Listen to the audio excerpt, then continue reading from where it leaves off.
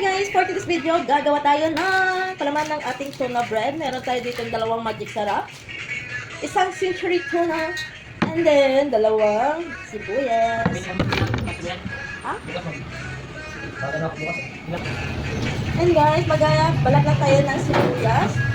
Guys, may bago pala kami equipment ngayon guys. Bumili ako bagong equipment namin. So, yan. Timbangan.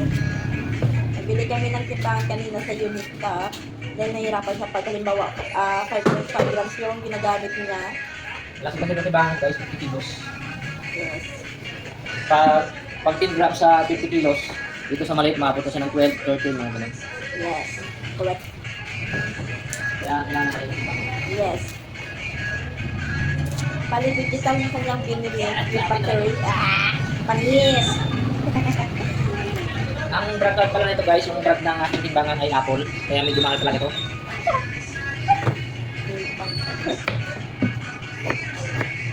Basta-basta yan guys.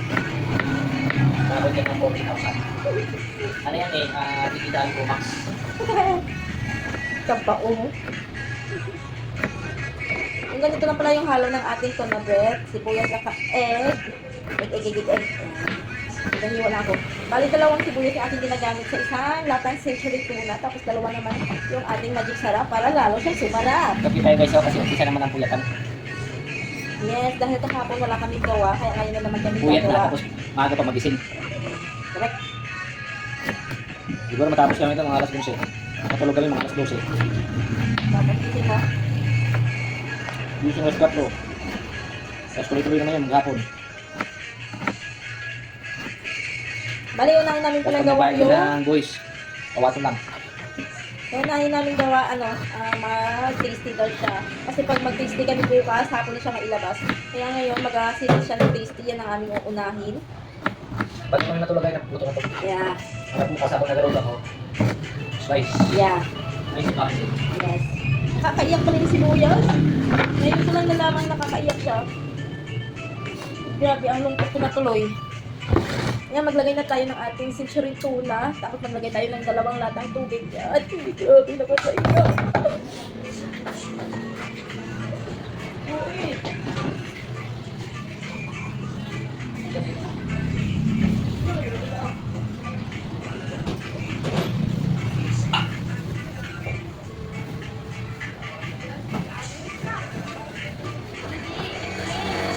Ayan, naglagay na ako ng ating water. Tapos maglagay na tayo ng magic sarap. Grabe, nakakaiyak yung sibuyas. Ayan. Tapos maglalagay lang tayo ng dalawang egg.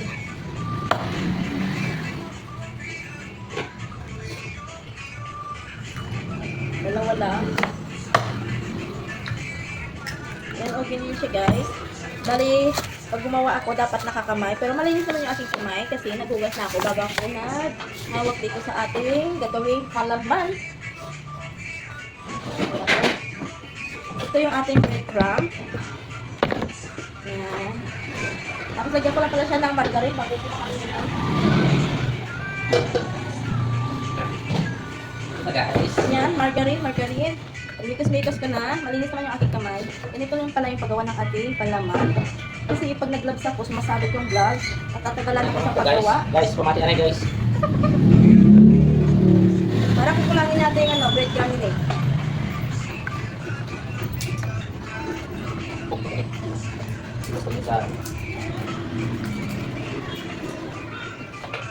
And then ito lang tayo ating paggawa ng palaman. Subaybayan nyo lang guys para matuto kayo.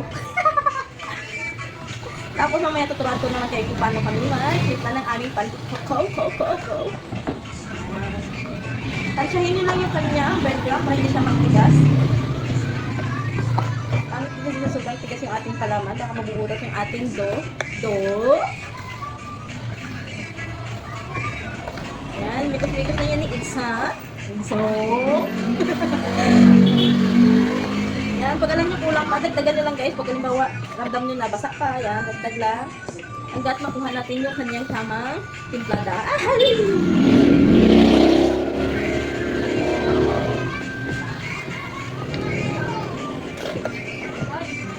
Pag ito halimbawa okay na, yan, okay na siya. Ha? Grabe. Ito pala. Dapat hindi na lang nabili. Ayan, dagdagan din natin siya konti kasi medyo basak pa. Ayan, okay na siya guys. Tapos maghugas lang ako dahil tayo na naman is gagawa ng ating palaman ng pandikpo. Titimplahan natin siya guys. Ayan, okay na. Maghugas ako ng ating ayun guys, ito na ating gagawin pandikpo ko. Bali, 2 nyog ating pinakayod. Tapos tanggalan natin siya ng ganito Yan, para hindi magsama sa palaman. Nagugas na ako ng kamay guys para sa pangalawang palaman natin.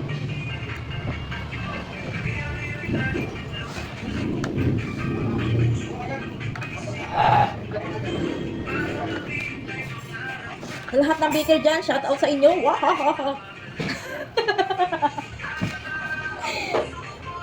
Sa mga helper na katulad ko, shout out din. Sa lahat ng nanonood, shout out. Kung gusto niyo pa matuto katulad ito, follow niyo ako. Magpalukan tayo. Yun guys, maglagay na tayo ng asukal. Babalikan ko lang kayo. Yun guys, ito lang nagawa ko pa di ko. Hindi ko na natuloy nakikita sa inyo. Ayan Ginakamay ko lang pala to. Yun guys, malinis naman yung aking kamay.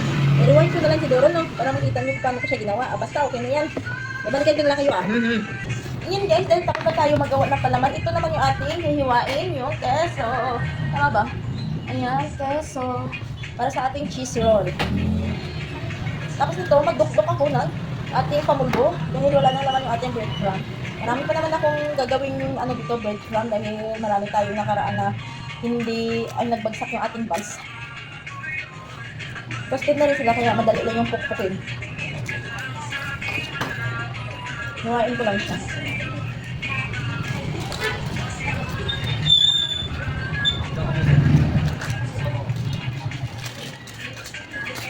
Yan, ganito lang yung paghiwa ng ating cheese.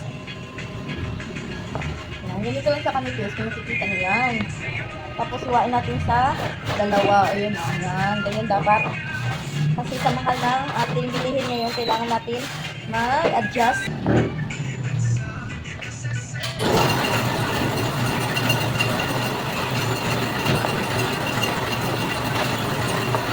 Yan guys, tapos na tayo maghiwa ng ating cheese. Yung aking asawa